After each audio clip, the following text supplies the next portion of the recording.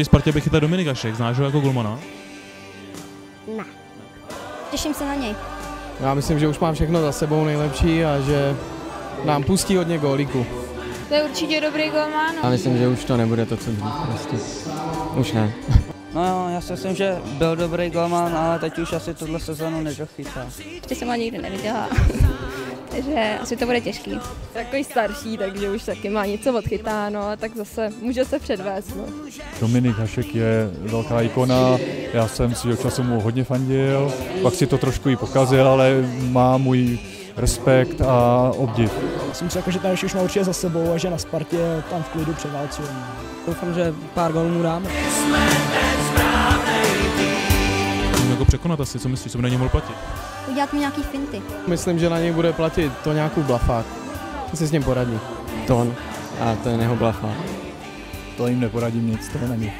Ona Haška, myslím, jako, že rychlý pohyby před brankou, se hlavně točit a dorážky, no. Ty reakce už nemá nejlepší podle mě.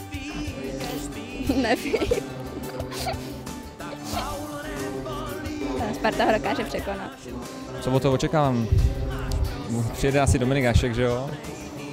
Takže si myslím, že bude opravdu hodně lidí a chceme vyhrát, no, ten první zápas doma, že jo? To bude důležitý.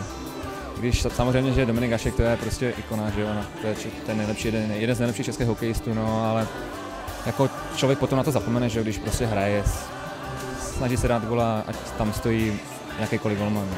Tak já budu rád, když vůbec dám nějaký gol v sezóně, ale samozřejmě, kdybych dal Dominiku Haškovi, tak by to asi zahrálo trošku víc. No. Máš nějaký finty schovaný, který by si prozradil? Finty jo, já jo. Tak finty já už to žádný nemám. No. Já prostě, jak dostanu půl, tak se snažím vystřelit, no, když tam spadne nebo ne. Tak je to první zápas doma, takže to bude určitě superový a já si myslím, že přijde hodně lidí a bude tady Dominik, takže já si myslím, že je to lákadlo pro lidi. Určitě bude hezký dát góla. No. Tak stabilně to nevím, já si myslím, že on žádný nemá, ale to, kdybych mu dal góla, což se o to budu snažit, tak by to bylo určitě super. No.